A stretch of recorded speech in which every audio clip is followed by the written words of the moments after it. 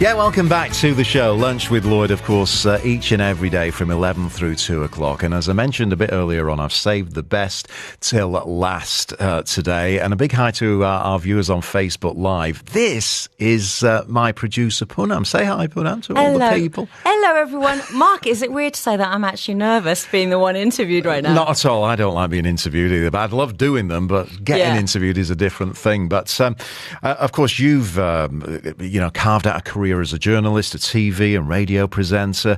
But before all that, I want to go back to you as a 12-year-old girl in Birmingham. Like 5 years ago, we're talking about. So basically, when I was younger, I was very creative. Everyone around me were, being doctors, accountants, the normal jobs. And I just loved writing poetry. And then when I was 14, somebody said, oh, you should watch this movie. And it was Purple Rain by Prince. Okay. And I don't know what this man did to me, but he hypnotized me in such a way that I turned my poetry into music. And I studied him for years, how he performed, how he wrote melodies. And suddenly I was chasing this music career where I wanted to be a pop star.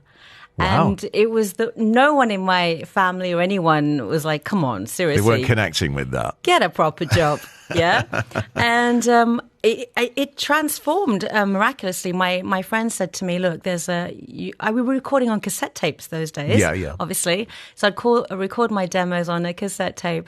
And my friend said BRMB Radio, which was the biggest radio station in Birmingham. That's Birmingham Radio, yeah. Okay. They're doing a music competition. They want to choose the best new artists in the West Midlands.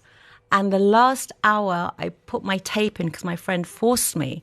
And I won it. And I had to sing in front of 70,000 people.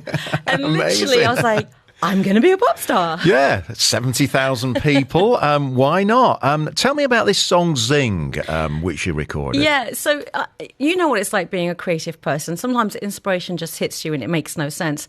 But it was like a happy song where you've met somebody who doesn't want to change you. And instead of singing, it's one level up. It's like zing. Let's have a listen to Zing.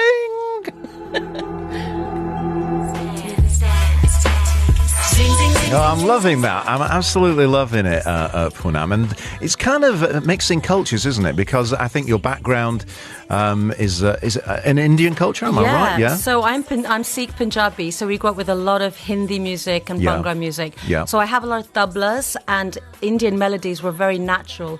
And then listening to the likes of Prince and James Brown and funk, I'd incorporate that funkiness in it. Yeah. Yeah.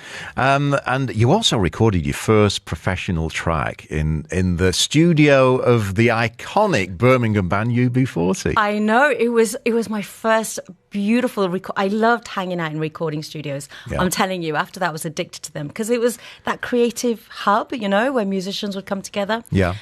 But when I walked into that, I was like, this is a proper studio. And we recorded the first track, which was played on the radio. And UB40 walked in and I was like, oh my God, the first celebrities I ever met. Yeah, and I mean, having those guys, Ali Campbell, of course, incredible voice, and, really put Birmingham on the map musically. There's no two ways well, that's about my that. plan. That's my plan now. That's your plan, yeah.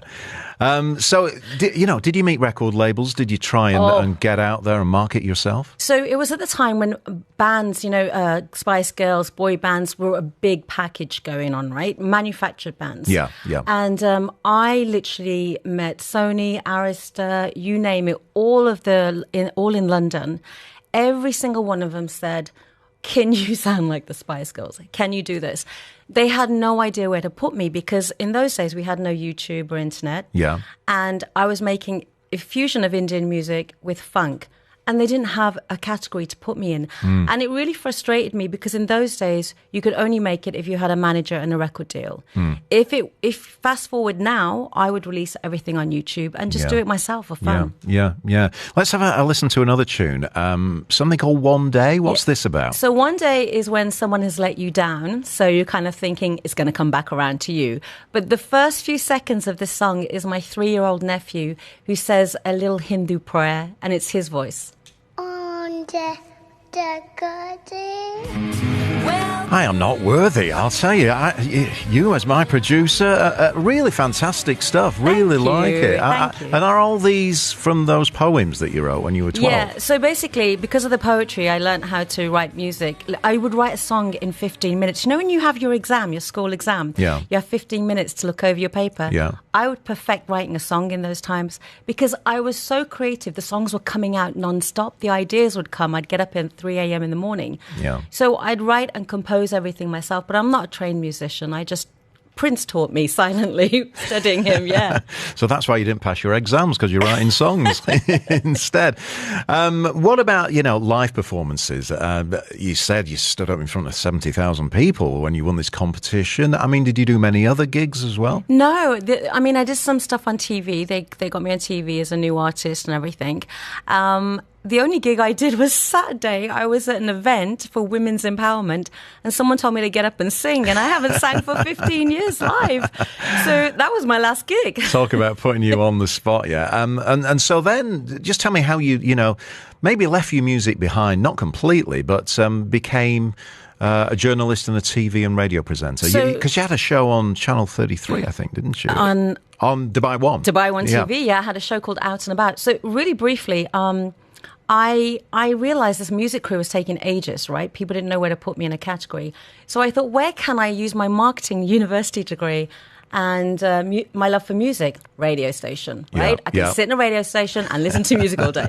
So I sent my CV and the head of production said, "Oh, you sing?" And I said, "Yes." He goes, "Can you come on air and do the traffic and travel news?" I said, "I don't want to go on the radio." He goes, "Please." He forced me. I was so bad on air, Mark. He nearly chucked me off for good. And then I realized I was actually, because I love talking, I actually had a talent for talking and on the radio. And then the BBC asked me to do the breakfast show. Then I came to Dubai One TV. I got offered the show Out and About, which was amazing. So I feel like I always say journalism and presenting called me. I never chased it. Yeah. We've got one more clip of a song, Out of the Blue. What's the story of this one? This is about love literally just coming out of the blue. It's so right. It's so nice. Yeah, loving that one as well, Poonam, Out of the Blue. Do you still write your poetry? Do you do any of that still? I do. I'm writing poetry and I'm kind of doing it. You know, like when you hear speaking poetry with music? Yeah. I'm kind of doing that because I don't have a recording studio anymore to work from here. So I'm kind of doing that. But yeah, I want to get back into it. I really do want to make a music video for Zing, actually. Even though it's old and I'm getting older, I feel like I want to do one. Right. We'll get that sorted out. Great chatting to you, Poonam, and your hidden talent. Now everybody, the whole city knows all about it. And thanks for being with us on the show. Thank you for having me on. And now I'm going back to producing. All right.